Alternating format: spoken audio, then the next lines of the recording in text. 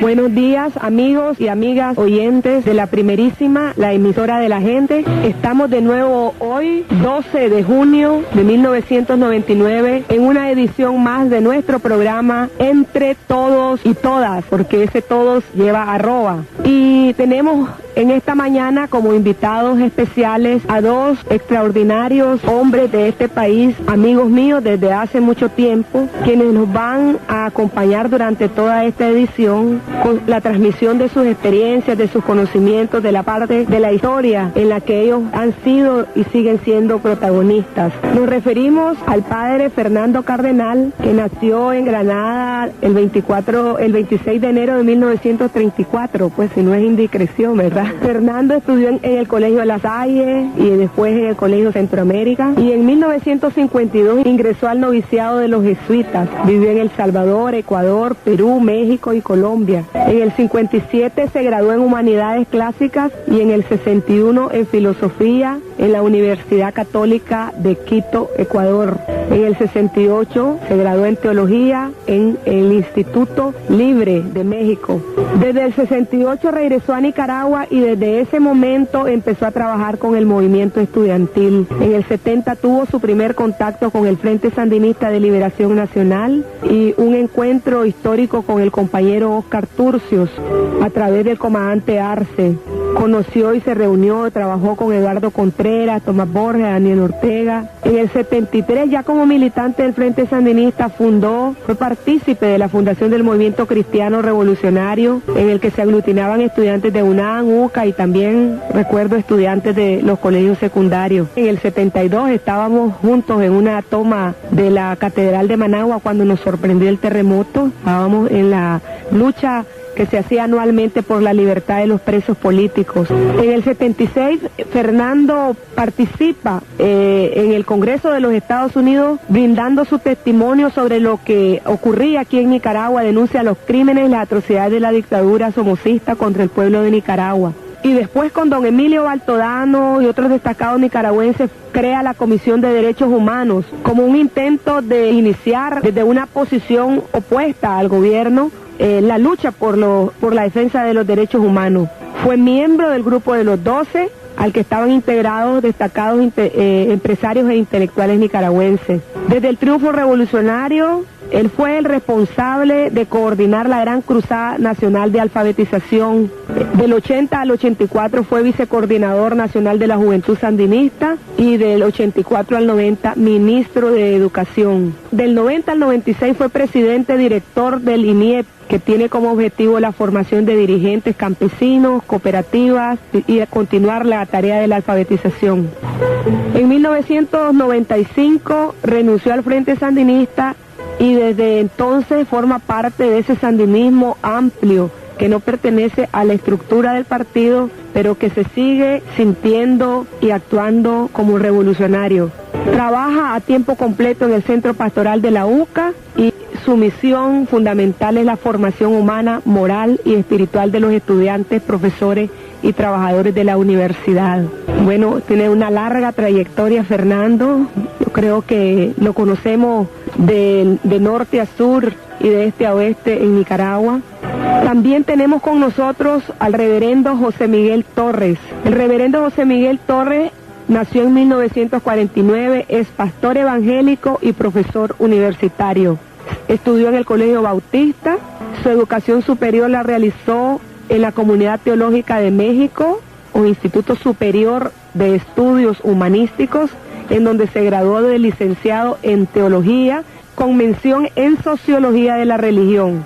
Desde el 67 hasta la actualidad ha desarrollado innumerables trabajos, ha sido responsable de distintas tareas como profesional y religioso en México, El Salvador, en Nicaragua. En México fue pastor de la Iglesia Bautista en Puebla en 1967, secretario nacional de World Christian Student Federation en el 68 y en el 69 pastor en la Iglesia Bautista en Manuel, en la ciudad de Mante, en Tamaulipas.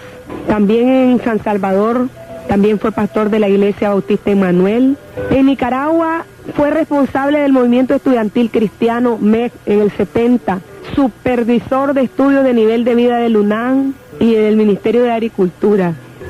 Ese mismo año, en 1977, sociólogo asistente del Departamento de Estudios Indígenas del Banco Central de Nicaragua. Fue pastor de la Iglesia Bautista de Jinotepe, coordinador regional en Centroamérica de CELADEC Continental en el 78, 79 fundador y director del Eje Ecuménico de Nicaragua y fundador y codirector del Centro Antonio Valdivieso en Nicaragua.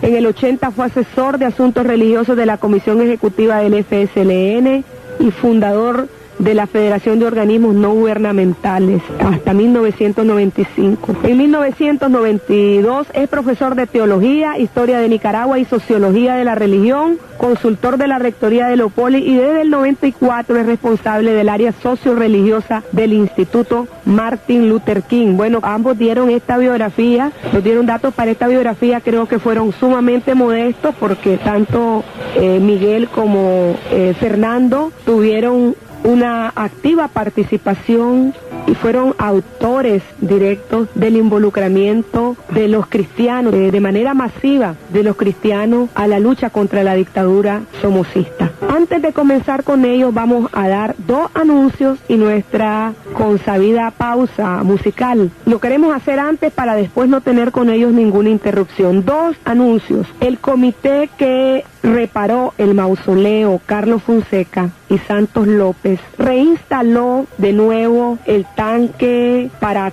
que se vuelva a encender la llama viva del mausoleo de Carlos. Recordemos que ya tiene casi 8 años de estar apagada la llama. Queremos encenderla de nuevo y queremos comprometernos a que nunca más se apague como un símbolo de que las ideas, de que el ejemplo, de que los objetivos y los ideales de Carlos los tenemos que mantener vivos como esa llama. Y hemos buscado la fecha más adecuada y recordamos que el 23 de junio es el aniversario del nacimiento de Carlos, pero coincide por esas casualidades de la vida con el Día del Padre. Entonces, no queremos encender la llama con un acto donde se den discursos, no queremos, es un acuerdo del comité. Entonces vamos a hacer lo siguiente, vamos a ponerle una serenata a Carlos el 22, en las viñetas tan bellas que están pasando aquí en la primerísima con la voz de Carlos, dicen el 23, pero no, la serenata se la vamos a poner como se le ponen en los cumpleaños a la gente,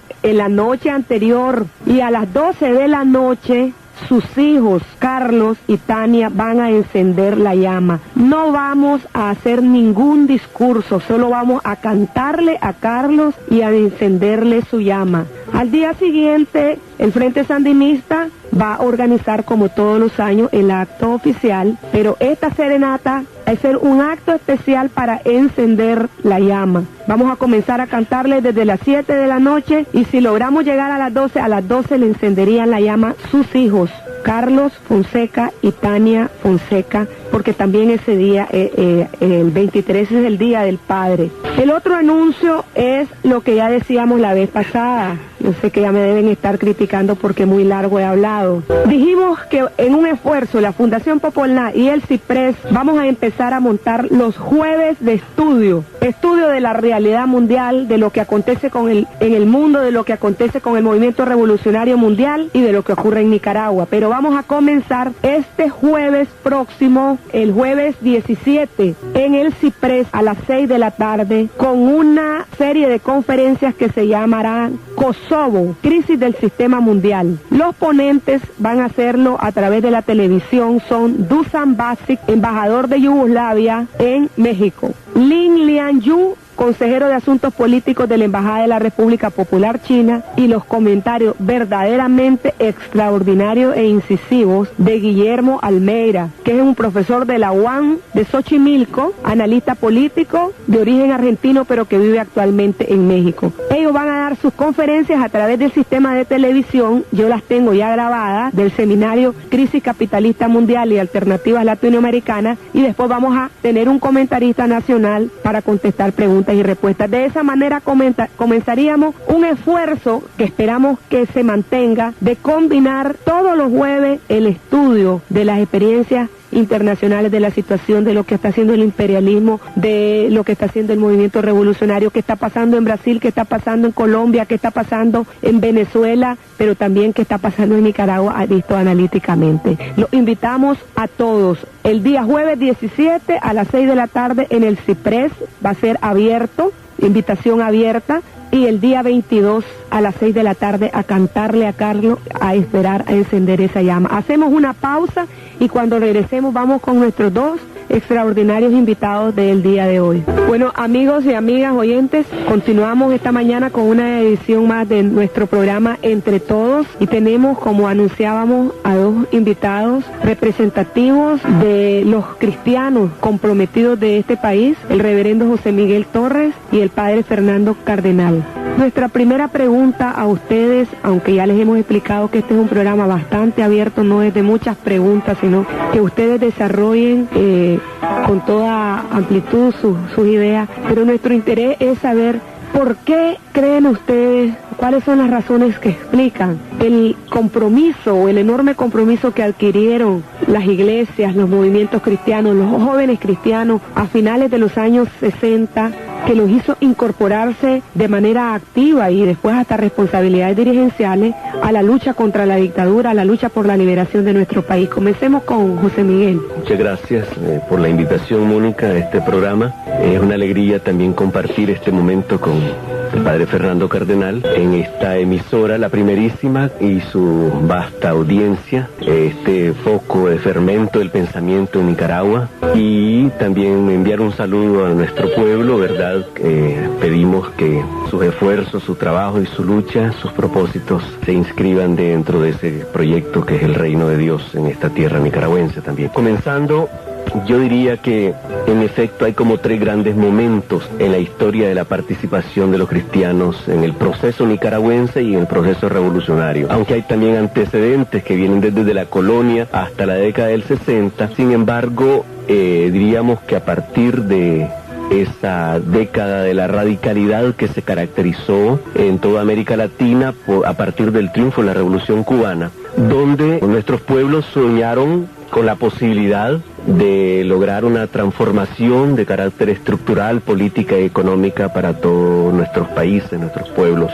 Muchos de ellos con dictaduras grandes, largas, terribles en el continente, lo cual, por ejemplo, dio ocasión para la creación de movimientos como la Legión del Caribe, etcétera. Entonces, a partir del triunfo de la Revolución Cubana, prácticamente se incendia todo el continente, desde el Canadá con el Frente de Liberación de Quebec, el Black Power en los Estados Unidos, el movimiento de Guerrero y Chihuahua en México, los grupos guerrilleros en Guatemala, el ELN, el FMLN en El Salvador, el movimiento cinchonero en Honduras, el FSLN en Nicaragua, los Tupamaros, los Montoneros, las guerrillas de Marighella en Brasil, el MIR en Chile, etcétera, etcétera. Prácticamente se incendia todo el continente. Digamos así, es el momento del foco guerrillero. Y en ese momento también el cristianismo es sensible, digamos, a este esfuerzo de lucha, de entrega de otros hombres con otro pensamiento, con otra ideología, y vemos también que del cristianismo surgen sectores que acompañan y que participan en esa primera etapa de la radicalidad de la lucha, y también en Nicaragua.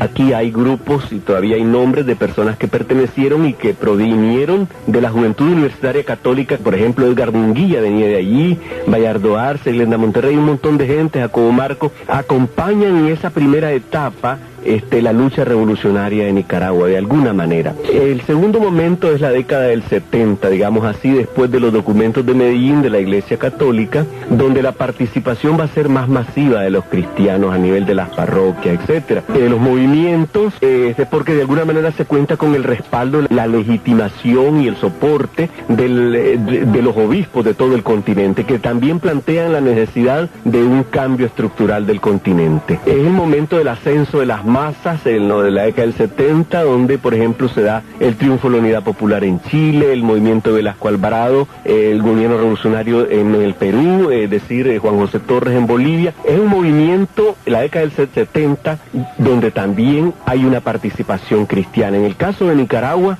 diríamos así, después de 10 años de experiencia del Frente Sandinista y una primera retirada estratégica, yo diría, los años 69-70, ya a partir del 70-71, y como signo de eso, la toma de las iglesias, es el movimiento cristiano el que prácticamente empieza a desarrollar trabajos de concientización, movilización popular, diríamos así, con la misma propuesta y el mismo proyecto de luchar en pro de un cambio y una transformación estructural. Después vendría el momento propiamente dicho de ya el proceso revolucionario, donde hay evidentemente, yo diría, un formidable acompañamiento y presencia de los cristianos, pero no solamente porque Fernando Cardenal y Ernesto y el padre Miguel de Escoto eran ministros en el gobierno revolucionario, sino porque cientos de miles y millones de cristianos están participando en las organizaciones de masa, en los diversos esfuerzos de la defensa de la revolución. Permíteme, Miguel, pero cuando triunfa la revolución cubana y todas las revoluciones tenían un planteamiento ateo, decían la religión es el opio de los pueblos, la religión adormece la conciencia de los pueblos. ¿Qué pasa, Fernando, en el caso de América Latina y en particular en Nicaragua, vos que acompañaste desde el principio ese proceso de los cristianos de verse y decir, no es sin comprometernos que vamos a hacer esa sal y ese fermento que dice Jesucristo? ¿Qué pasa? ¿Cuál es a tu juicio? ¿En qué momento se produce eso? Dos pequeñas participaciones antes de contestar tu pregunta. Muchas gracias por la invitación para participar aquí en este programa.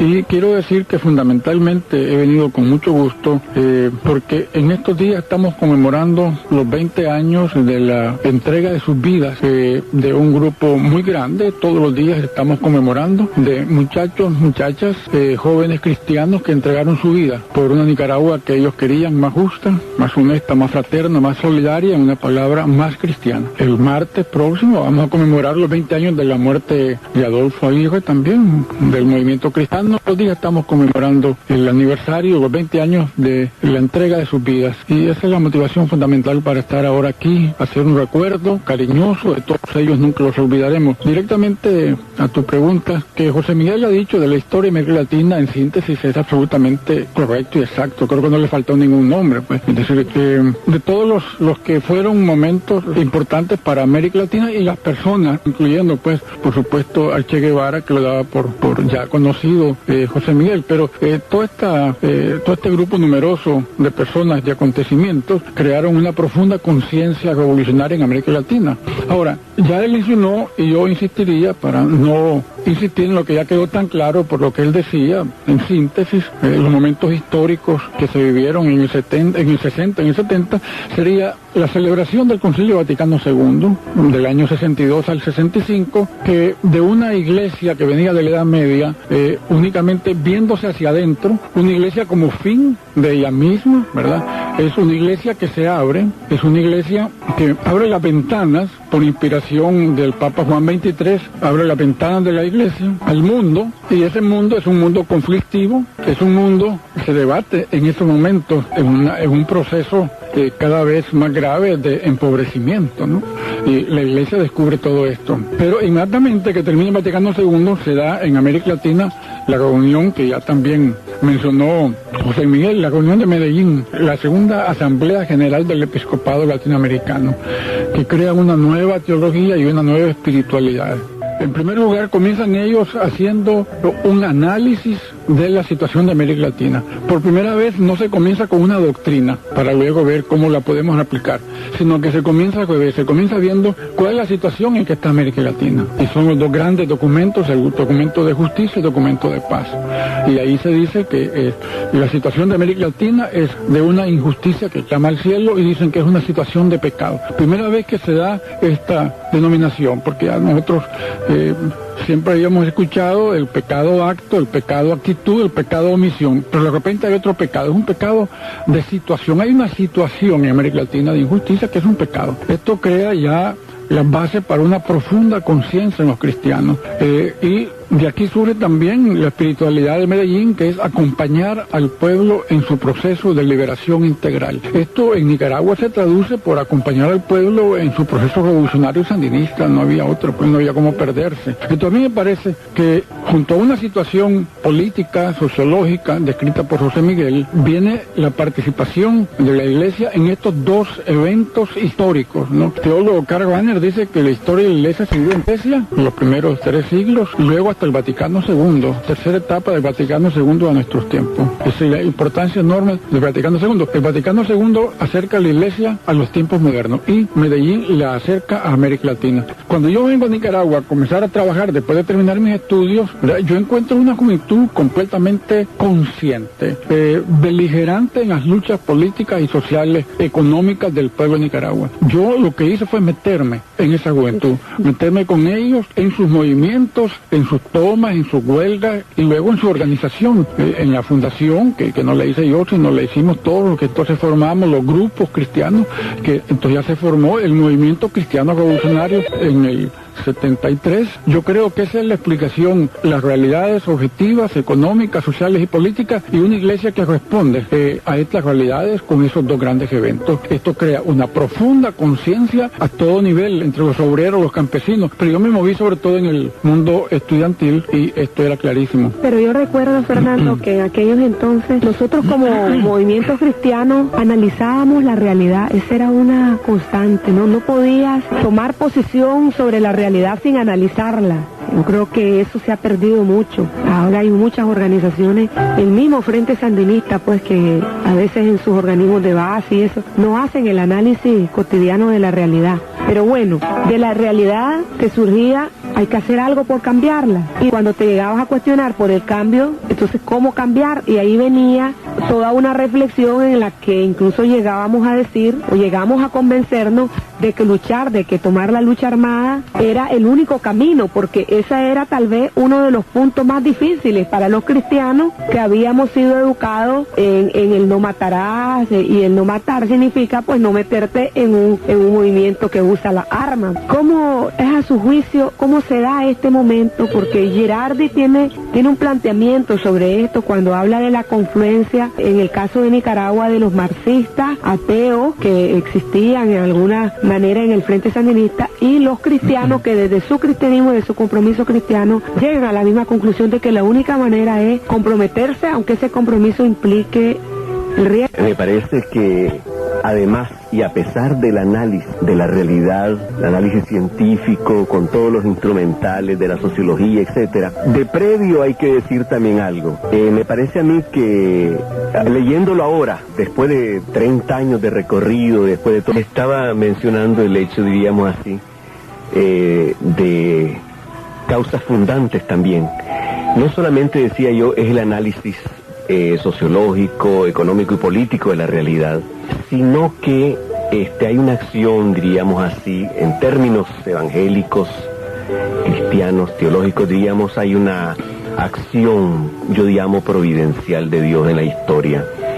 Leyendo sobre todo esto después de 30 años, es providencial que surjan esos pequeños grupos embrionarios del movimiento católico, de una iglesia tradicional, conservadora, y surjan pequeños grupos que van a dar, aunque sea individualmente, un testimonio profético de una presencia cristiana. Y lo coincidente es que también del mundo protestante, del mundo de las iglesias evangélicas, hay una presencia y una participación también profética, aunque sea a nivel aislado, a nivel individual. Lo que quiero decir es que hay un llamamiento, digamos así, que nosotros lo confirmamos desde las páginas de la Biblia.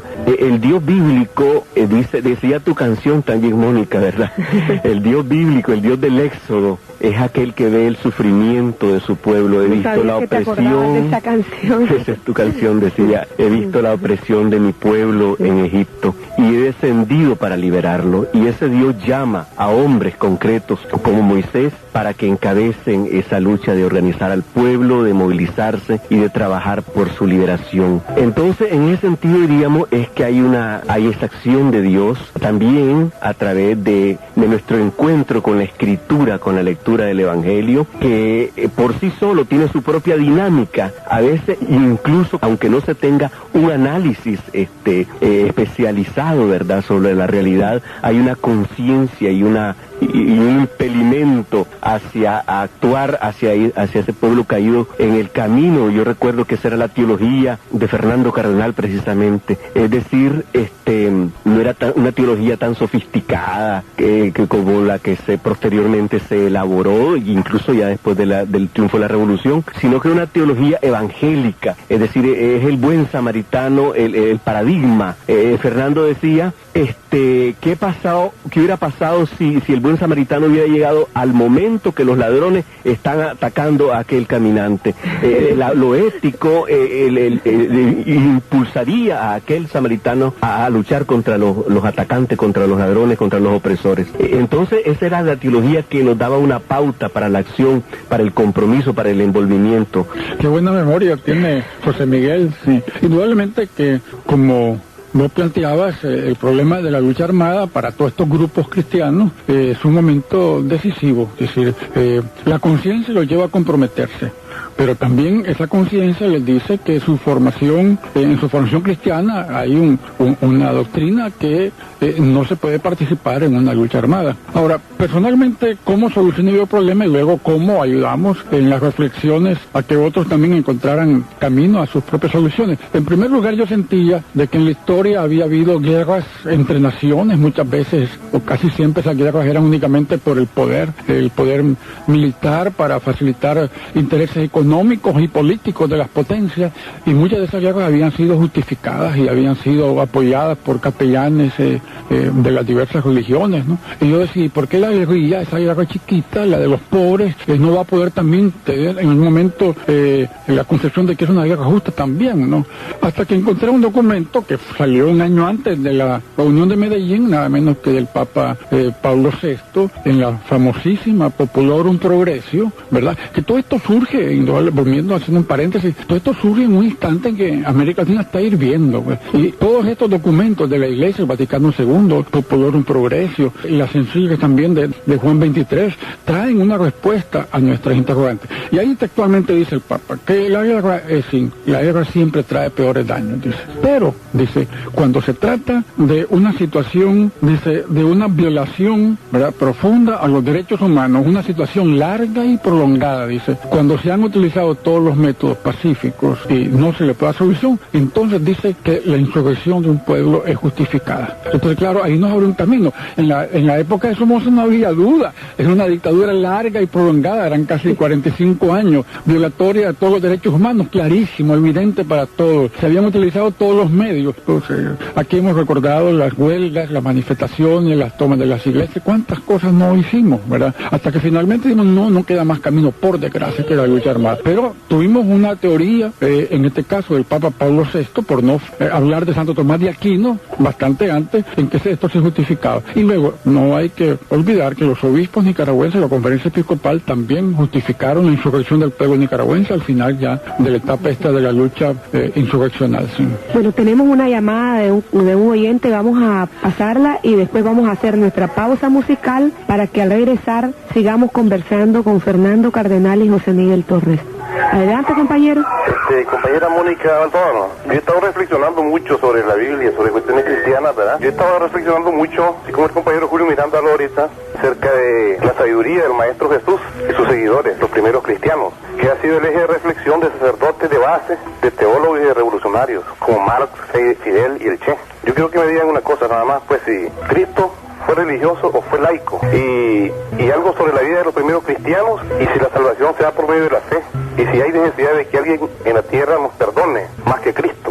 Eso era todo. Sí, muy buenos días a todos los que están en cabina. Quiero hacer una pregunta rápido a propósito de los cristianos revolucionarios, a propósito de Dios, de Cristo, del cielo, del infierno, a propósito de aquellas personas que dan la vida por otros.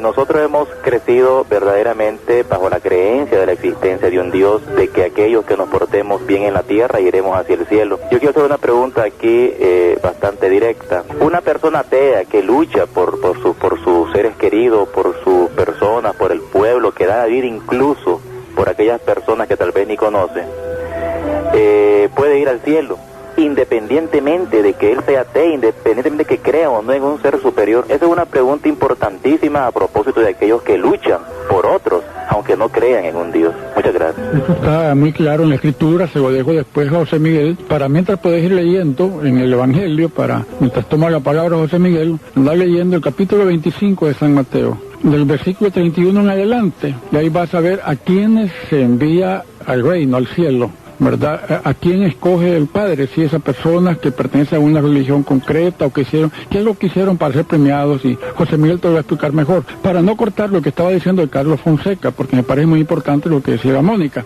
y es que Carlos Fonseca, reunidos, mi hermano Ernesto y yo, en la casa de Tito Castillo, una noche, pasamos toda la noche conversando, y uno de los temas fundamentales era el aporte nuestro a la revolución como sacerdote, como cristiano.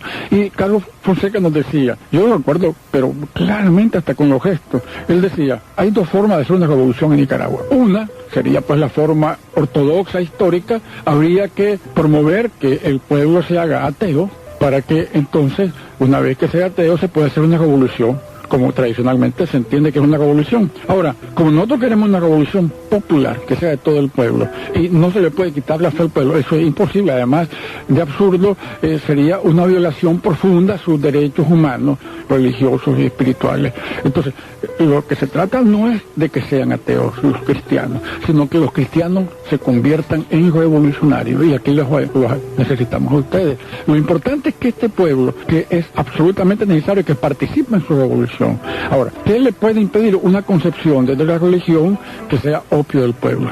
En Nicaragua la religión fue chichicaste, nos movió, nos empujó, nos despertó para descubrir la miseria en que vivía la población, para descubrir sus derechos, sus reivindicaciones, y para descubrir el papel que nosotros como cristianos teníamos que tomar junto a ese pueblo que ya se despertaba y que comenzaba a luchar por la transformación, no solo para quitar la dictadura, sino por la transformación de este país a favor de ellos. Entonces, me parece que Carlos Fonseca, pues es oportuno traerlo aquí en esta conversación de mi hermano Ernesto, estaba yo, los dos con él, en la casa de Tito Castillo, sobre la importancia de que los cristianos participaran, para que fuera, dijéramos, de todo el pueblo, sino muchísimos campesinos, pues si aparece una revolución que va en contra de las ideas religiosas, en contra de las iglesias, esos campesinos van a participar y los obreros tampoco. Y los estudiantes participarían entonces con una lucha interna tremenda entre mi fe, entre la revolución, entre los pobres y la religión. Y entonces aquí no hubo ese problema.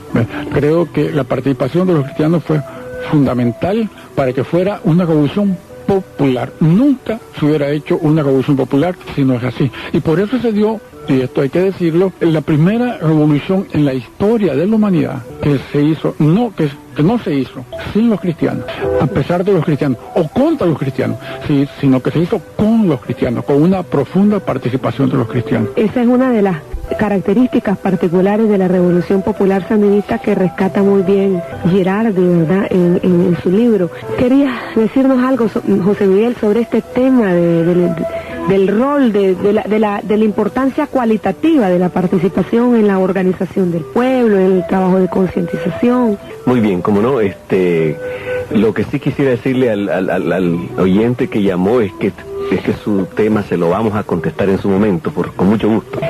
Ya que el padre Fernando también hasta me asignó el pasaje bíblico sobre el cual debo reflexionar, pero me parece que es correcto y es el pertinente. Bueno, decir que evidentemente el trabajo cristiano revolucionario descansó en las parroquias, digamos así, impulsando pastorales, ya dijimos, de concientización. Por ejemplo, a nivel de Santo Domingo, Santana, San Antonio, los jóvenes organizaban grupos donde invitaban a personas a hablar sobre la realidad nacional. Los mismos colegios religiosos católicos de Nicaragua celebraron centenares de seminarios, de retiros, donde se hacía el análisis de la realidad nacional. Los capuchinos en el Atlántico impulsaron una pastoral de concientización a lo largo de esos ríos y todas esas comunidades. Había incluso una teología de liberación del pueblo misquito. Allá las escuelas radiofónicas por el norte, en las Segovias, hacían un trabajo de concientización con una metodología muy propia a través de la radio. La comunidad de Solentiname y su reflexión, el Evangelio de Solentiname, impactaba especialmente a través de aquellos atrevimientos de Ernesto Cardenal cuando va a Cuba y saca por la prensa a grandes páginas lo que vio allá en aquel proceso revolucionario y su propia interpretación como cristiano. Los movimientos universitarios, digamos, de León, acompañados por la JUC y por la JEC, especialmente la JEC, donde una de las grandes teóricas y maestras era precisamente Mónica, y no solo en Nicaragua y en León, sino en todo Centroamérica. Era realmente un cuadro especializado en andar creando círculos de reflexión con el método de ver, juzgar y actuar, que fue una metodología maravillosa para la toma de conciencia y la organización práctica de la juventud del pueblo.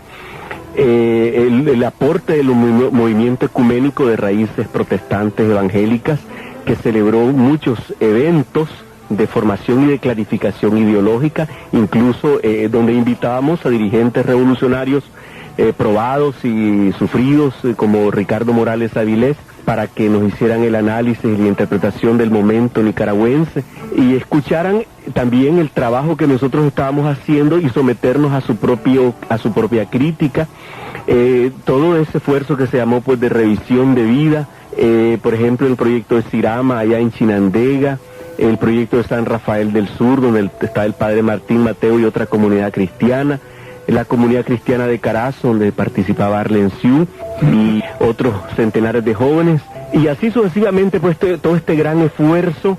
Yo recuerdo incluso, y lo mencionaba Mónica al principio, que el terremoto nos encontró a los que estamos aquí y a otros 100 jóvenes más tomándonos catedral, ¿verdad? Ese día precisamente, ¿verdad? Recuerdo el titular de la última prensa que salió ese 22 de diciembre. Se hablaba de que en los colegios el Colegio de la Asunción, las monjas habían propuesto de que las hijas de la gente pobre, las hijas de las sirvientas, estudiaran con las hijas de las familias ricas que ahí se educaban. Y la prensa lo que destacaba era la opinión de muchos padres de familia que decían que no querían que sus hijas se llenaran de las pulgas de las hijas de las sirvientas. Sin embargo, la posición de aquella religiosa era firme. Recuerdo que ahí estudiaba Lulú Sacasa Mayorga, o Mayorga Sacasa. María Lourdes. María Lourdes, sí, como no, que tenía una opción clara de irse a trabajar un año con comunidades misquitas allá en el Atlántico. Entonces, habían pues frutos de jóvenes que se dedicaron a trabajar en todo Nicaragua, en las labores de la concientización, en la solidaridad con todo nuestro pueblo, y esto fue creciendo, digamos, ya en la práctica, la toma de las iglesias, las movilizaciones, los ayunos, las huelgas de hambre, las marchas de protesta, las luchas contra la alza del costo de la vida, el transporte del agua, la luz, la leche, el costo de la leche, claro. Eso fueron manifestaciones muy grandes. Claro, grande, el apoyo de los barrios orientales, se me olvidaba decir, y aquel foco de reflexión teológica radical que había en el barrio Riguero, en la parroquia Nuestra Señora de los Ángeles, a cargo del padre Molina. En fin, la pastoral juvenil que impulsaba y trabajaban, bueno, muchos sacerdotes, docenas de sacerdotes firmes en ese momento, digamos, en ese trabajo, en la concientización y organización popular. Ya que se ha hablado aquí de la noche del terremoto, me parece que sería interesante para que con cosas de la historia se vea gráficamente cómo procedíamos en los movimientos estudiantiles, porque no fue quiero pensar que no fue una toma, fue un ayuno profético, y surgió, yo recuerdo muy bien, que había sequía en ese diciembre del 72, en el campo había hambre, y entonces los jóvenes cristianos, muchachos y muchachas, decían, ¿qué hacemos nosotros? Aquí en Managua todo el mundo preparándose con el champán, los vinos, los pavos, la gallina, para una gran celebración de la Nochebuena. Sin embargo, hay hambre en el campo. Entonces, esta celebración no es cristiana, esta es pagana. ¿Qué podemos hacer? De ahí surgió de ellos, me acuerdo en la casa en que nos reunimos, surgió la idea de hacer un ayuno profético. Era llamar la atención a todos los cristianos de que no se podía celebrar una Navidad como lo que se estaba planeando en la ciudad, mientras nuestros hermanos en el campo tuvieran hambre. De ahí surgió el ayuno profético. No nos tomamos la catedral, estábamos en el atrio, ¿se acuerdan? Estábamos en el atrio. Decidimos no tomarnos la catedral. Estábamos en el atrio, sí. Y estábamos ahí 100, ¿verdad? Y por primera vez también en la historia de Nicaragua, unas religiosas participaron con nosotros en un acto así público, fue una cosa también de la historia. Y entonces íbamos a estar todo el 22, todo el 23, todo el 24 y hasta el 25, al mediodía, nos íbamos a ir a nuestras casas. Los buses se paraban, recuerden, los taxistas, a preguntar qué pasaba, y nosotros explicando de que no era una Navidad cristiana. Eso era bellísimo, pues. Sí. El terremoto nos agarró ahí, durmiendo en el atrio, solo brincamos a la plaza. Bueno, ese era el ambiente. No es que ni vos ni yo les metimos en la cabeza que hiciéramos algo. Los jóvenes tenían una profunda conciencia y sentían de que no se podía seguir viviendo tranquilo mientras hubiera campesinos que tuvieran hambre, y aquí nosotros con una gran comida para el 24. Eso fue muy bello, Solo quiero añadir un detalle más. En esos días había un banco norteamericano que estaba comprando plasmaféresis, y la gente en su necesidad esto era triste, ¿no? La gente iba a vender su sangre para pasar una Navidad feliz, y esto era una contradicción odiosa, ¿no? Como decir, pasar una Navidad significaba comprar un regalo, un electrodoméstico, algo, y tenía que vender la sangre, la vida. Es decir, entonces eso fue otro elemento que se incorporó en la causa del ayuno de catedral. Ahora, también sería importante que no solo era, estoy recordando, el ayuno profético de Navidad, sino que le añadimos una Navidad sin presos políticos. También estaba la orientación política. Y lo interesante es que las dos peticiones eran una Navidad igual para todos y una Navidad sin presos políticos se consiguió en unos segundos con el terremoto. De la cárcel se fueron todos. Entonces, en pocos segundos se consiguieron los objetivos, que era doble. El aspecto profético y el aspecto político. Navidad sin presos políticos, que eran sobre todo del FSLN, pues. Eso era clarísimo. Y también habría que decir, como un abono a esta posición, de que es que el compromiso de los cristianos de ser revolucionarios se expresaba también en buscar una nueva forma de vida. Por eso, las formas comunitarias, las comunidades a las que vos hablabas, eran comunidades realmente donde los jóvenes, muchos de origen burgués o de origen adinerado, renunciaban a todo y se iban a vivir su cristianismo y su convicción revolucionaria, a vivirla, que yo creo que es de las cosas más importantes que hay que rescatar, la consecuencia entre el discurso y la acción, y había ese espíritu de ser consecuente hasta en las cosas más simples, la forma de vida, la comida, el vestido, etcétera. Vamos a hacer una pausa en este momento cuando son las 10 de la mañana con 5 minutos, y cuando regresemos seguiremos conversando con nuestros invitados de hoy a nuestro programa Entre Todos, el padre Fernando Cardenal y el reverendo Miguel Torres.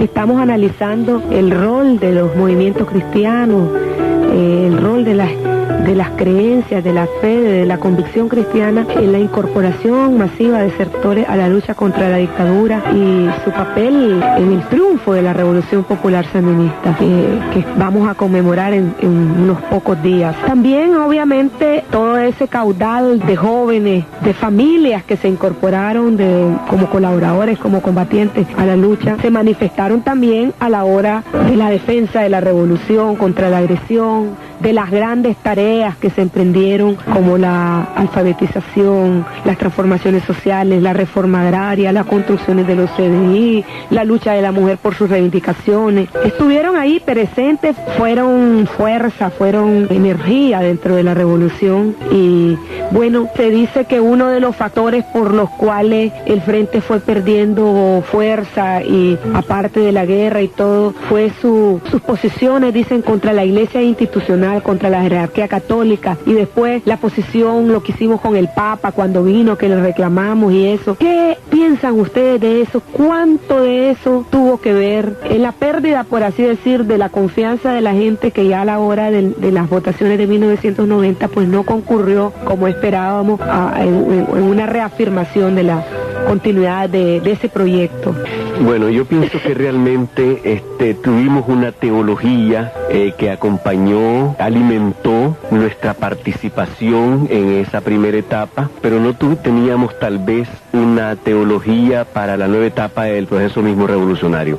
Quiero decir con esto lo siguiente: la Iglesia, como cuerpo de Cristo, vive dos momentos. El momento de la coinonía, de la congregación, de la comunidad, donde se reúne en el nombre de Jesucristo y en torno a su palabra, y lee el Evangelio y se alimenta y se fortalecen los unos a los otros. Es el momento de la comunión. Y también el momento, diríamos así, de la separación, de la diáspora, donde la Iglesia es presencia en toda la sociedad, en el mundo. Entonces yo creo que ese movimiento de verdad se dio formidablemente antes del triunfo de la revolución. El momento de la comunión y el momento de la dispersión en el trabajo, en la escuela, en la calle, etcétera, en la lucha, alimentados por esa palabra de Dios, por esa presencia de Jesucristo. Pero cuando se da el triunfo, el trabajo de la construcción revolucionaria, los desafíos, la presión mundial, digamos así, sobre todo de la agresión que desde el principio se visualizó en el gobierno de Reagan, la intención de detener y neutralizar este proceso revolucionario. Entonces nos absorbió tanto la tarea y el trabajo, digamos así, de las masas, en el trabajo de 4 millones de hectáreas de tierra que significó la reforma agraria, en la creación de centenares de centros de salud, donde la revolución estaba empeñada en llevarle salud, salubridad, bienestar a nuestro pueblo, en fin, tanta cosa, que los cristianos ya no, como que no nos volvimos a reunir, como quien dice. Fracasaron en cierto sentido las comunidades eclesiales de base. Aquel momento de la reunión en torno a la palabra, apenas sobrevivieron algunas poquísimas comunidades donde se podía ir para escuchar la palabra de Dios. Entonces yo pienso que esto fue un abandono, diríamos así, de una pastoral popular que nos minó. Por otro lado, pienso que muchos de nuestros dirigentes cristianos revolucionarios, muy probados y con grandes convicciones, tengo la impresión que tan absortos y tan metidos en las otras responsabilidades de carácter estatal, partidario, de gobierno, etcétera, como que fueron, se usaba una cierta palabra, engavetando la cuestión de la fe para otros momentos. Y esto, diríamos, fue un error, porque en ese sentido era el mejor momento, es decir, frente a la amenaza de la agresión, sí, la confianza en nuestro pueblo, pero también la confianza en un Dios que haya demostrado su fidelidad en la historia y que había dado evidencia de estar a nuestro lado en todo este esfuerzo de lucha. Entonces yo pienso que por allí vino una especie de abandono, diríamos así, que se proyectó en una crisis de relaciones con las iglesias jerárquicas en este caso. No eran incluso problemas tan profundos ni tan fundamentales, pero que crearon un cierto resentimiento, un cierto alejamiento, y se abrió el espacio para que el contraataque, diríamos así, ideológico, religioso, se sumara al ataque político-militar y geopolítico de la agresión norteamericana. Yo creo que es muy importante esta reflexión, pues, porque teníamos una teología de la liberación. Era la época de la dictadura, era la época de los gobiernos autoritarios y de la lucha armada. Incluso se funda la Iglesia Popular y durante la revolución en Nicaragua adquiere auge la Iglesia Popular, pero viene una ofensiva a la par de la ofensiva político-militar de que hablaba José Miguel de los Estados Unidos. También hay una ofensiva económica y una ofensiva ideológica. La Iglesia funciona como un agente de contraofensiva ideológica contra los sacerdotes que estaban ahí, les prohíben dar misa, los separan, digamos, de su ejercicio, de su función religiosa. Y ahora, es decir, fíjate qué interesante, todo fue una unidad. Es decir, la derrota electoral también significó, o así se ha vendido, como la derrota de la Iglesia Popular. se oye de que la Iglesia Popular ha sido derrotada por la Iglesia institucional, algo así, pero también no se oye ya hablar de la teología de la liberación. Obviamente aquella teología tenía mucho que ver con el tipo de opresión que había. Yo creo que falta como una teología contra el neoliberalismo, una teología que se adecue a como le falta a los movimientos de izquierda, un proyecto nuevo que se adecue a las nuevas realidades de cómo se expresa la opresión ahora, ¿verdad? Como las formas globalizadas con que se está expresando. ¿No creen ustedes de que este proceso de retroceso general de los movimientos progresistas, de los movimientos revolucionarios, nos envuelve a todos? Es decir, a izquierdas, a ateos, a cristianos, miro yo también hasta los partidos tradicionales comunistas, socialistas.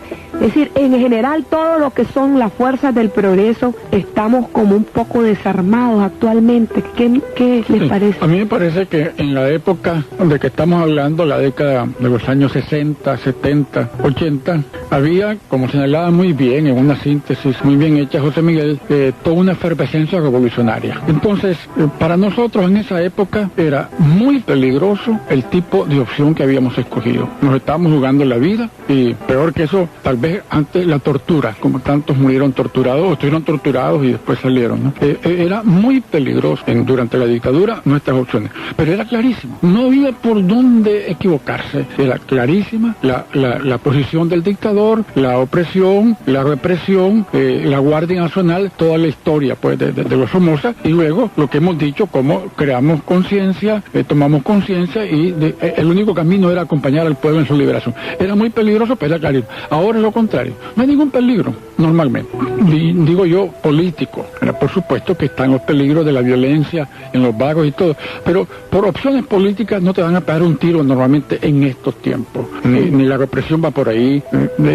Este empresario Manuel Ignacio Lacayo ha hablado de terrorismo fiscal, eso es peligrosísimo para los que tienen empresas y negocios. Él habló de terrorismo fiscal, pero no hay terrorismo de parte del Estado en el sentido de una represión, de que te vayan a torturar, te vayan a asesinar como en tiempo de Somoza. En ese sentido digo yo que ahora no hay esos peligros, pero hay un gran desaliento y confusión, comenzando con los procesos en Europa del Este, en la ex Unión Soviética, y luego el hecho que causó tanto desaliento en el mundo entero, lo he visto yo he estado en 80 ciudades de Europa hablando antes sobre la revolución, y en esta década sobre todo buscando financiamiento para el instituto que hicimos, le hacía mención al comienzo, de formación de dirigentes campesinos, financiamiento de cooperativas campesinas, alfabetización, etcétera. El desaliento todavía no se digiere, todavía sigue ahí como una espina en la garganta, la pérdida de las elecciones. Todo eso ayudó a que en el mundo y aquí en Nicaragua, en todos los sectores de diversas tendencias de la izquierda, de los que estuvieron en algún momento en alguna trinchera de la revolución, en Europa, en América Latina, en Nicaragua, haya desaliento y confusión. Entonces, a mí me parece que eso incluye a religiosos, a no religiosos, a los que eran ateos, los que venían de origen cristiano, diversas gamas de socialismo, de izquierda. Yo creo que esa es la característica más importante que encontramos, desaliento y confusión. Ahora, yo tengo mi propia forma de enfrentar esta situación, pero no podemos negar de que en nuestra sociedad, yo trabajo en la universidad, qué diferencia entre la juventud que yo encontré en el 68 y esta.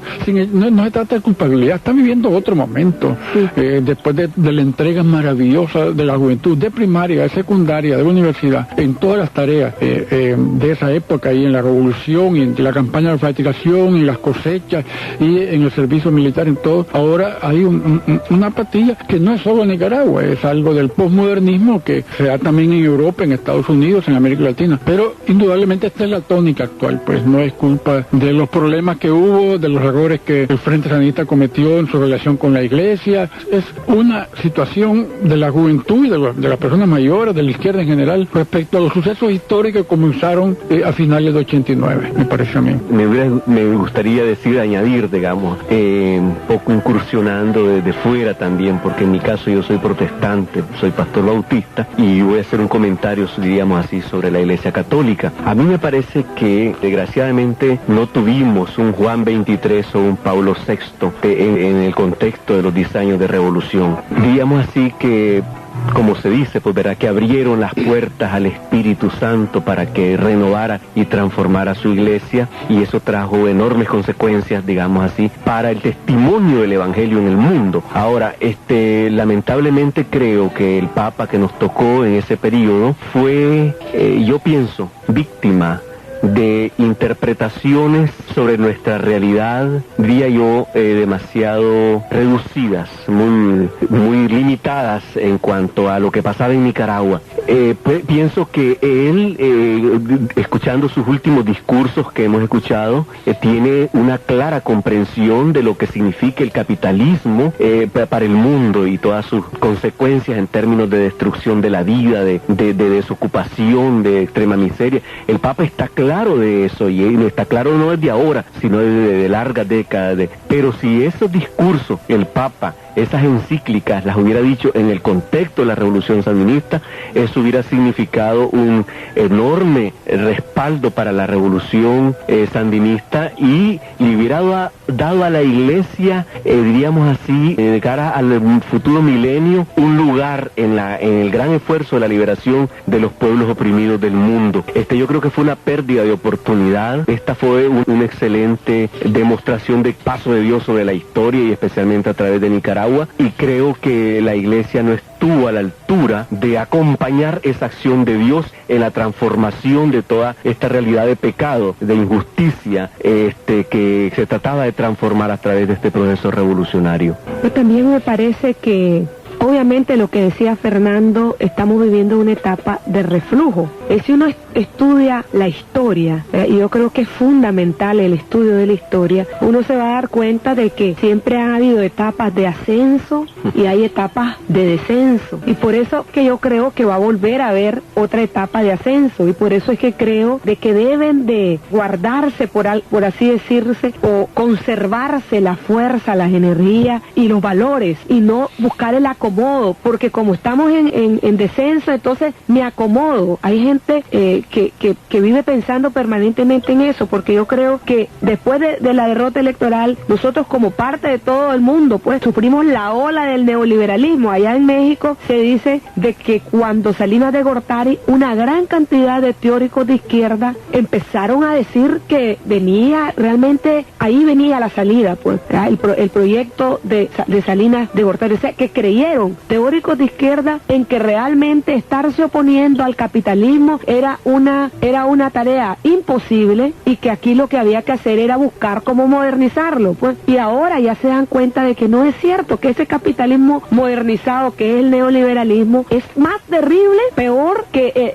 el capitalismo del siglo pasado, ¿verdad? Que ha dejado más pobres, más miseria, más prostitución, más inseguridad ciudadana. Por tanto, no hay salida. En el capitalismo no hay salida. Y entonces me parece que ahora tiene que comenzar de nuevo un diseño de un proyecto alternativo, que no puede ser otro que socialista, pero no socialismo real, que sabemos que tuvo muchos errores, sino pues una sociedad comunitaria, pues no le llamemos socialismo. Pero otra cosa, el capitalismo, la economía de mercado es terriblemente injusta, y lo que produce es pobre. Entonces tendrá que haber un proceso de reflexión de todo, en el que me imagino, y por eso decía, una teología de la liberación adaptada a los nuevos tiempos, que seguramente va a acompañar un proceso de flujo de nuevo de los movimientos de cambio. Porque vos decías, Fernando, ¿por qué nos comprometimos? Porque había miseria, había hambre, pero eso hay ahora y es peor. Sí. Entonces, ¿por qué no? Sí. Pero a mí me parece que el que dice, bueno, después de todo lo que pasó en Europa, en la Unión Soviética, en Nicaragua, en Centroamérica, yo ya no me meto en nada. Y aunque tal vez no lo digan expresamente, lo hacen. La realidad es que esa es una posición. Teóricamente, a mí me parece que no se puede sostener. Si a nosotros nos llevó al compromiso ver la miseria, la explotación, la injusticia, la desnutrición, bueno, esas causas siguen presentes. Entonces no es el momento de retirarme, es el momento de comprometerme, porque estas cosas están ahora más graves. Hay más injusticia, hay más miseria y más explotación. El neoliberalismo es peor y más organizado. Esto teóricamente uno no puede encontrar una razón para decir yo me retiro de las luchas, sino todo lo contrario. Ahora es cuando más me debo entregar si soy consecuente con mi historia, con mis principios, con mis valores, con lo que yo he pensado. Ahora, yo creo que es el momento segundo, de decir qué cambios va a haber. Mientras haya miseria, llegará un momento en que las masas tendrán que buscar por dónde salir. El mismo Pablo VI en Medellín hablaba del peligro de las revoluciones explosivas de la desesperación, porque no se crean que toda revolución va a ser con una vanguardia, con una teoría revolucionaria, con condiciones subjetivas, objetivas, con un proyecto. No. El mismo Papa hablaba del peligro en Medellín a los obispos, de que surjan explosiones, de revoluciones explosivas de la desesperación. Entonces, mientras haya estos peligros, van a haber posibilidades de cambio. Creo que por ahora hay que hacer entre nosotros algunas cosas. Primero, mantener los valores, la entrega, los principios incólumes. Mantener la esperanza, mantener el compromiso en cualquier circunstancia que se dé aquí en Nicaragua. Segundo, me parece que en estos momentos no es como para esperar grandes proyectos que en este momento van a surgir. Me parece que estamos en la etapa de apoyar lo pequeño, de apoyar una comunidad de base, un grupo de estudiantes cristianos, un grupo de sindicatos, una cooperativa, apoyar todo lo pequeño que esté vivo, fortalecerlo. Llegará un momento en que la historia hará que todo esto se una en un organismo que podrá hacer un cambio. No sabemos cómo va a ser, a lo mejor no será, por supuesto, igual no será nunca, y a lo mejor no será con la lucha armada, será de otra forma. La lucha armada no tiene sentido en este momento en Nicaragua, no es viable, no es justa, no tiene condiciones, no tiene ninguna razón para que se repita exactamente como se dio antes. Pero yo creo que es el momento de no desanimarse y apoyar todo lo pequeño que haya, todo lo que está vivo. Llegará el momento en que eso coge fuerza y forme cuerpo y encontremos soluciones. Tal vez yo no la vaya a ver, pero lo importante no es que yo vea el resultado, lo importante es saber que vamos en el camino acertado, que es trabajar por la justicia, por la fraternidad, por la solidaridad, para que este mundo, esta humanidad, vaya a través de diversos procesos buscando una sociedad mucho más justa, más fraterna, más solidaria, más cristiana, con el trabajo de todos nosotros. No desanimarse, crear conciencia. Ahí en la universidad estamos trabajando. No es con los grandes grupos, como era en la década de los 60, de los 70, bueno, pero así comenzamos. Y yo creo pues que lo importante es mantener la esperanza, y sobre todo mantener la moral, porque una vez que uno renuncia a sus principios, ya después sencillamente el compromiso se vuelve una carga y se tira, ¿no? ¿Querías hacer algo? Sí, añadir que indudablemente la realidad mundial, decía recientemente Paulo Richard, que se habla de 3.000 millones de excluidos, es decir, 3.000 millones de seres humanos que están de sobra, es decir, que están incluso ya sociológicamente condenados a la muerte por efectos de todo este fenómeno, de esta culminación del sistema capitalista de hace tantos siglos en la historia de la humanidad. En ese sentido, es cierto que las consecuencias de extrema miseria en América Latina y en Nicaragua son más dramáticas que la de los años 60, cuando surgió la lucha de los focos guerrilleros, la lucha de la radicalidad. Incluso eso que acabas de contar, que decía el Papa Pablo VI, ¿verdad?, de que se estaba ante el peligro de la explosividad de los pueblos que no ven solución, no ven futuro, que pudieran desbordar las conducciones de partidos y organizaciones revolucionarias. Eso debe ser preocupante, porque por ejemplo en Nicaragua tenemos, y nosotros que estamos trabajando en universidades, yo también trabajo en la pastoral de la Universidad Politécnica, a mí me duele que tenemos 50.000 estudiantes universitarios en todo Nicaragua, pero en edad universitaria hay 600.000 jóvenes en esa edad, entre los 17 y los 24, 23 años, que ni trabajan ni estudian. Es decir, son muchachos allí que están de vago, digamos así, y que están viendo la televisión, que aspiran al estilo de vida que se les inyecta, ¿verdad?, desde la propaganda, la publicidad, de los tenis, que son capaces de matar, de robar, por vivir ese estilo de vida importado, etcétera. Entonces, esta juventud universitaria, que de 50.000 que menciono, digamos que lleguen a ser de ellos 10.000 profesionales, esa misma juventud está amenazada. Más aún los hijos de esos sectores minoritarios, ricos y capitalistas, en términos de un futuro, porque lo que tenemos aquí potencialmente es la posibilidad de una gran cantidad de juventud delincuencial, más cuando los mismos gobiernos cortan los presupuestos o no son amplios en cuanto a un presupuesto para la educación de la juventud universitaria. Entonces lo que quiero señalar es que la existencia de la pobreza, a niveles ya de extrema miseria, es súper dramático, ¿verdad? En todas partes, y especialmente también en Nicaragua. La desocupación, un 70% de padres de familia que antes han trabajado, que ahora no puedan trabajar, significa pérdida de autoestima, pérdida del respeto de sus hijos, prostitución de las hijas, del esposo, un montón de situaciones que nos explican la situación de descomposición social que se vive y que nos augura situaciones de violencia. Entonces, ¿qué quiere decir esto en términos de la teología, de una reflexión teológica a la luz del Evangelio? Incluso, eso significa que siguen existiendo pobres, lo que la Biblia dice es que Dios está en medio de los pobres, y Jesucristo precisamente quiere ser encontrado por nosotros los cristianos allí en su esfuerzo en medio de los pobres. Y precisamente para el caballero que preguntó sobre la salvación, según el Evangelio, la salvación fue una sorpresa. Aquellos que fueron llamados al reino de Dios, venid benditos de mi Padre, porque tuve hambre y me diste de comer, tuve sed y me diste de beber. Mateo 25. Tuve desnudo y me cubriste, necesité una vivienda y me la diste, etcétera. Mateo 25. Ellos le dicen, ¿cuándo, Señor? ¿Cuándo te vimos en esas condiciones y te hicimos todo eso? Y Dios le dice, cuando lo hiciste a estos excluidos, pequeñitos, a estas mayorías, a mí me lo estabas haciendo, estabas teniendo una red con Jesucristo, lo que nos permite decir que somos creyentes, decir que somos salvos, porque al fin y al cabo lo que importa es que Él nos conozca y porque Él es el que garantiza la salvación, el que tiene la salvación de nosotros y de toda la humanidad en sus manos. Entonces esta sería una reflexión que debe acompañar a nuestra conciencia, a nuestra preocupación,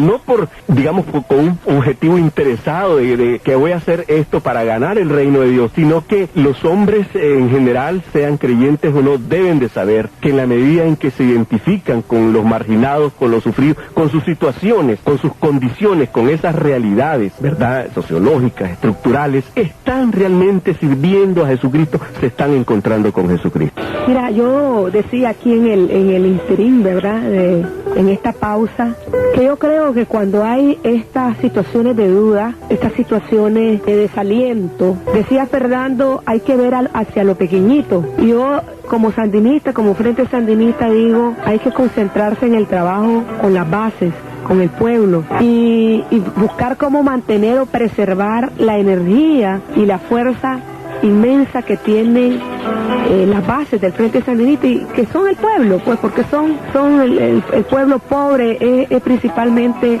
esa base, pues la base del Frente son gente pobre. Pero también me parece de que en cierta medida como que hay que regresar a la fuente.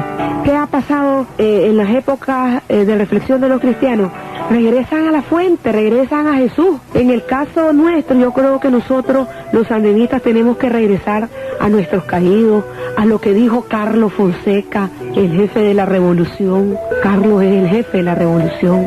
Y regresar a su pensamiento, y regresar a Ricardo Morales, para mantener viva la moral, para mantener viva la energía, y para expresarla también. No es que lo vamos a tener ahí sin hacer nada, sino expresarlo en un montón de cosas, sin esperar que ahorita tal vez sea la gran manifestación, o la gran actividad, o a las cosas grandes que solo pueden ocurrir cuando ya hay una determinada acumulación de fuerza, que fue exactamente lo que pasó en el Frente Sandinista. Si los compañeros que lucharon entre 60 y 70 eran contados con los dedos de las manos, si los compañeros que comenzaron a la organización de los movimientos cristianos hubieran esperado ahí nomás el triunfo, pues nunca hubieran luchado. Entonces yo creo que tenemos que hacer de nuevo hoy como un recomienzo, es decir, ponernos como estábamos antes. Es decir, estamos en minoría en cierto aspecto, pero eso no quiere decir que nuestros planteamientos no sean justos, no sean lo correcto, la lucha o la aspiración por esa nueva sociedad no sea la correcta. ¿No les parece a ustedes que a nivel de los cristianos hay que hacerlo? Pues yo no sé si lo estarán haciendo, yo no tengo mucho contacto con las comunidades cristianas, pero ¿se estará haciendo eso? Yo tomaría algunas palabras tuyas, volver a la fuente, un reiniciar, ¿verdad? Y yo creo que para que se pueda en el futuro encontrar caminos de solución, yo creo que hay que ver hacia atrás en las fuentes dónde están las fuentes de los problemas actuales. Yo ya no soy militante del Frente, no voy a hacer ningún análisis político, no tengo autoridad para eso, pero sí, como cristiano, voy a recordar 2 momentos en que tuve, dijéramos, participación en que queda por escrito de luchar contra la fuente, no las fuentes, sino la fuente de la destrucción moral del partido Frente Sandinista. Y hay que recordar que lo más importante, yo viví, como les digo, muchas veces la revolución fuera, salí a 80 ciudades de Europa y América Latina hablando de la revolución. ¿Cuál era el capital más fuerte desde la etapa en que estábamos luchando contra la dictadura? El capital más fuerte del Frente era su autoridad moral, sus valores, sus principios. Yo delante cualquiera me levanté y decía, el Frente Sandinista nunca ha hecho un acto de terrorismo, nunca ha asesinado a un inocente para crear terror, nunca ha hecho esto, y hablaba de los valores de los muchachos. Entonces el término muchacho era de un prestigio gigantesco en cualquier parte del mundo, los muchachos del Frente Sandinista. Eso se perdió, cometimos errores, eso es indudable durante todas las etapas, pequeños errores, medianos y grandes, pero ese no es el fundamento de la destrucción que me parece, sino la piñata. Que hay 2 piñatas conocidas y una que es poco conocida. Hay una piñata conocida que es cuando de febrero del 90, abril del 90, se pasaron posesiones de propiedad del Estado a nombre de personas concretas, dirigentes, entonces, algunos de los más altos dirigentes del Frente Sandinista. Y segundo, cuando se pusieron a nombre del partido Frente Sandinista propiedad del Estado. Eso es lo que se conoce como la piñata. Hay una tercera, que es mucho peor, que es aquellos que pusieron propiedades del Frente Sandinista a sus nombres para mientras se las robaron. Es el robo a su propio partido. Y voy a leer 2 momentos. Yo tuve una lucha personal directa sobre la defensa del patrimonio del Frente Sandinista y dirigí una carta el 1 de abril de 1992, hace ya bastante tiempo, 92, 1 de abril, comienzo del año, a cada uno de los miembros de la Dirección Nacional, y leo un párrafo de mi carta. Le digo, no existe realmente un patrimonio del Frente Sandinista de Liberación Nacional. Sus propiedades son administradas en jirones por diversos miembros de la propia ADN o por otros dirigentes sin que existan normas, mecanismos o procedimientos uniformes. Esta situación hace pensar con justificada razón que bienes del FSLN se encuentran incluidos en el patrimonio de personas individuales en confusión con las restantes pertenencias de estos, corriéndose el peligro de que los beneficios no sean reportados enteramente al Frente. Entonces pido que cuanto antes se unifique la administración de todos los bienes con mayúscula del FSLN en un solo patrimonio bajo la administración real y directa del tesorero y de un cuerpo de expertos, que todo se integre. Bueno, eso nunca se quiso hacer. Los miembros de la Dirección Nacional Histórica nunca quisieron dar cuenta de qué propiedades estaban a sus nombres y eran del Frente Sandinista. La declaración de propiedad fue imposible. Yo muchas veces hablé con Modesto, que era el tesorero del partido, fue imposible. Esta carta del 1 de abril no me la contestó ninguno de ellos, y 5 meses y medio después mandé esta misma otra vez. 5 meses y medio, ninguno de ellos me contestó esta carta. Y después me contestó uno de ellos diciéndome que este caso se estaba estudiando y todo. Y entonces a final de año, entonces le mandé una copia a todos los miembros de la Asamblea Sandinista para que se enteraran de esta situación.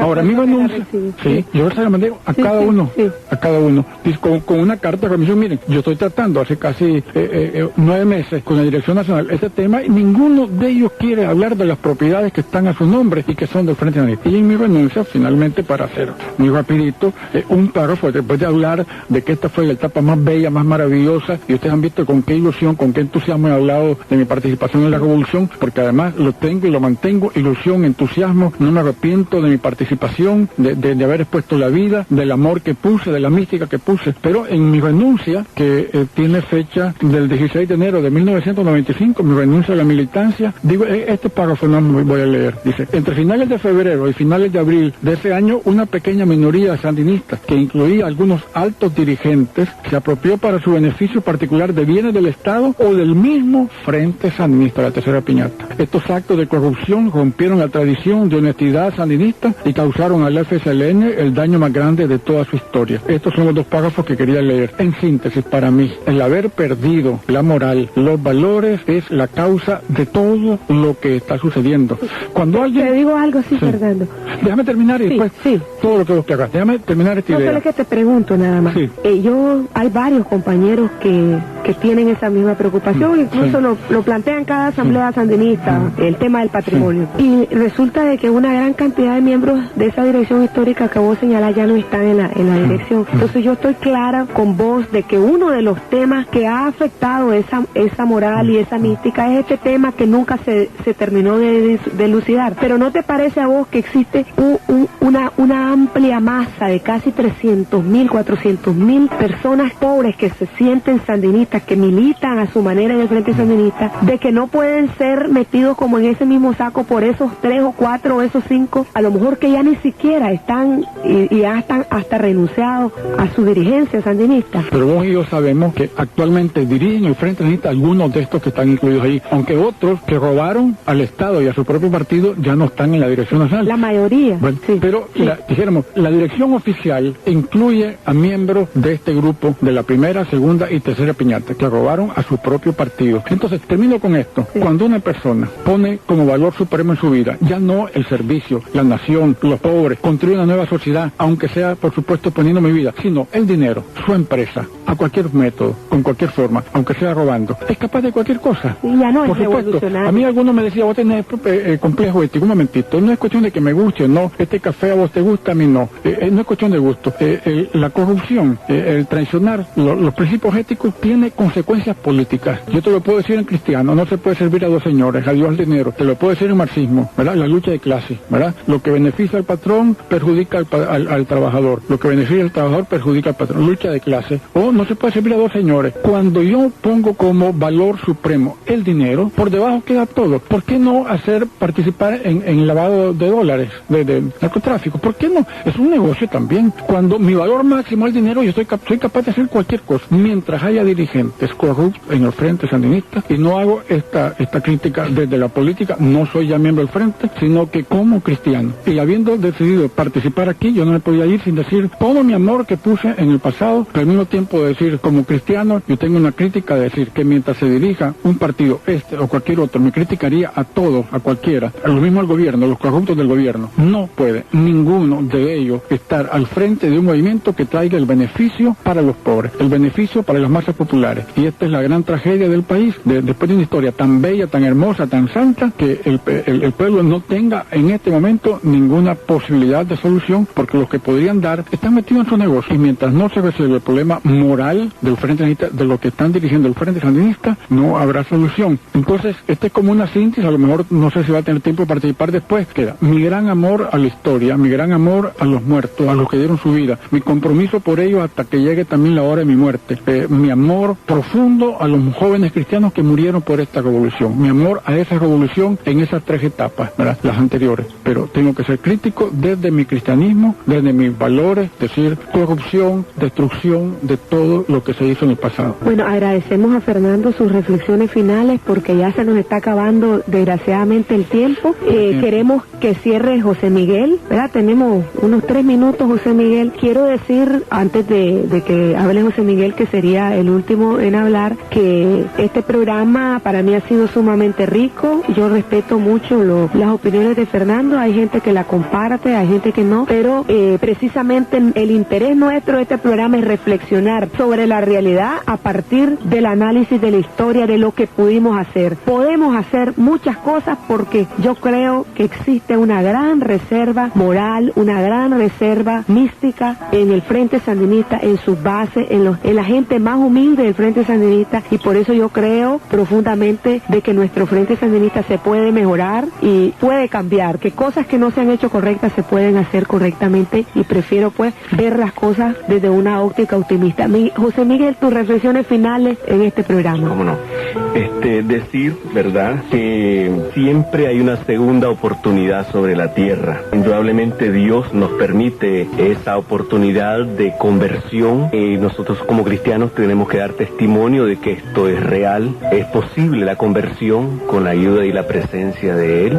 Esto significa pasar por un proceso de arrepentimiento, una metanoia, una confesión, como preguntaba el primer oyente, una confesión a Dios, al pueblo, pueblo de los errores cometidos, el pueblo es capaz de perdonar de nuestras fallas humanas que como personas o como organizaciones políticas hayamos conocido. Y yo realmente sigo creyendo también optimistamente de que somos y hemos sido instrumentos de Dios como Frente Sandinista para la salvación de Nicaragua, y a pesar de los pecados que hemos cometido, Dios nos da una segunda oportunidad.